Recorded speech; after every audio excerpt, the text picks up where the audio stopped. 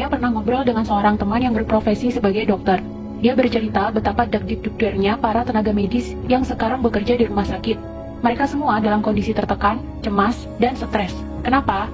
Karena pasien-pasiennya, baik yang positif COVID-19 maupun PDP, jumlahnya semakin banyak dari hari ke hari. Dan mereka ada kewajiban merawat orang-orang yang jumlahnya seambrol itu di rumah sakit.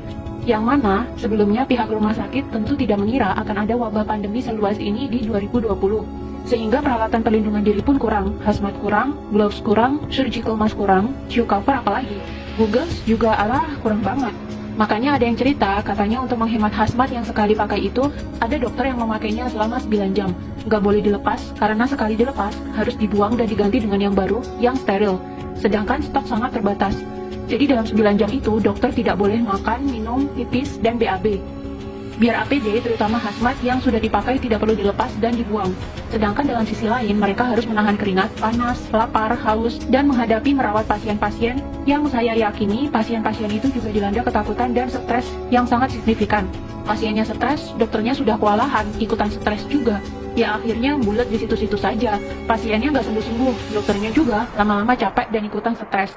Yang nggak kuat fisiknya akhirnya ikutan tepar. Bagaimana cara membantu hal ini supaya cepetan berakhir? Solusinya jangan sampai sakit. Saya di awal sudah sangat tidak setuju dengan masifnya media-media mainstream yang bolak-balik memberitakan angka penderita COVID-19 setiap saat. Memberitakan jumlah korban meninggal, memberitakan korban meninggal yang jenazahnya ditolak, memberitakan warga dan tenaga medis yang diusir dari kampung atau kompleks akibat COVID-19, dan masih banyak lagi. Apakah ada media yang memberitakan bahwa banyak penyakit-penyakit lain yang sudah biasa kita temui di kehidupan sehari-hari sebenarnya justru lebih mematikan? Coba Anda lihat data berikut ini. Penyakit kanker setiap tahunnya membunuh 8,9 juta jiwa. Berarti dalam setiap bulan ada sekitar 741.600 lebih manusia yang meninggal. COVID-19 sejak jadi pandemi hingga April 27, 2020 membunuh hanya 198.842 jiwa saja. Silakan Anda cek sendiri di situs resmi WHO. Padahal, COVID-19 baru jadi pandemi dimulai sejak Januari 2020. Katakanlah sudah ada 3 bulan sampai sekarang, maka COVID-19 baru membunuh 66.000 orang setiap bulannya. Jumlahnya loh, cuma 8,9% dibandingkan dengan kematian akibat kanker. Dan sekarang sudah diterapkan lockdown di mana-mana yang katanya cara ini efektif menurunkan kurva paparan COVID-19. Walau sebenarnya kalau saya lihat skema lockdown juga curiga sih. Hehe. Karena akibat lockdown ini, masyarakat justru semakin takut dan ekonomi mandek. Kantor dan toko yang buka dipaksa tutup, orang jadi nggak punya penghasilan, karyawan dipotong gajinya, pengusaha banyak yang bangkrut. Pemerintah jadinya harus sedia banyak dana, selain untuk kebutuhan medis, tapi juga untuk stimulus ekonomi dan bantuan warga terdampak PSBB, supaya orang-orang tidak kelaparan akibat tidak bisa cari nafkah. Kalau nggak ada dana, ya hutang dong. Namanya penyakit, itu kalau nggak sembuh, ya meninggal dunia. Kalau kita lihat data, yang meninggal hanya 6,9% saja dari yang terpapar. Berarti yang 93,1% kemungkinan sembuhnya tinggi. Ayo melek data, jangan mau otaknya ditakut-takutin media.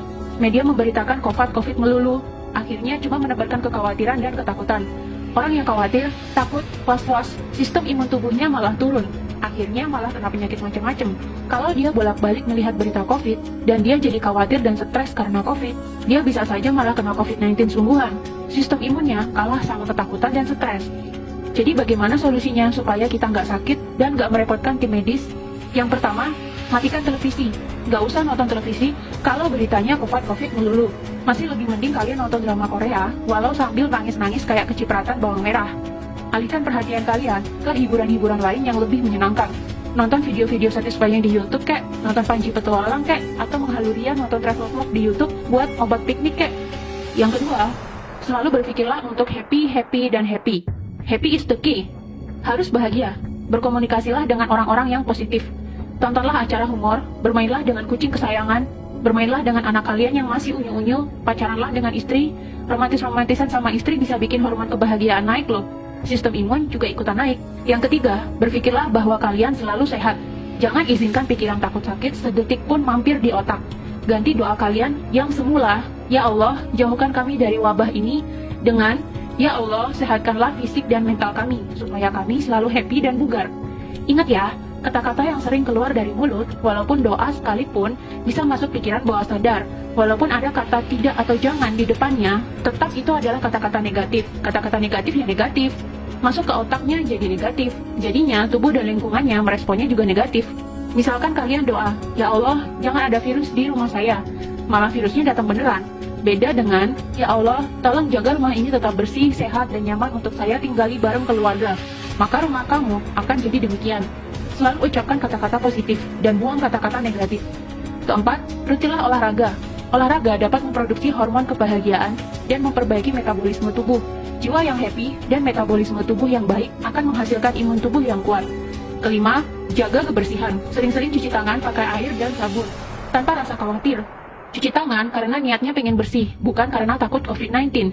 Percuma kamu cuci-cuci bolak-balik sampai pakai sabun dicampur alkohol sekalipun, tapi kalau pemikiranmu isinya takut, dan takut saja, ya resiko tertular COVID-19-nya malah tinggi. Keenam, jaga jarak. Kita mungkin kuat atau kebal, tapi orang lain belum tentu. Mari hargai mereka dengan tidak dekat-dekat dan selalu pakai masker ke mana-mana, terutama jika berhadapan dengan orang lain. Intinya adalah bahagia, happy, sehat, pikiran tenang, dibawa slow aja.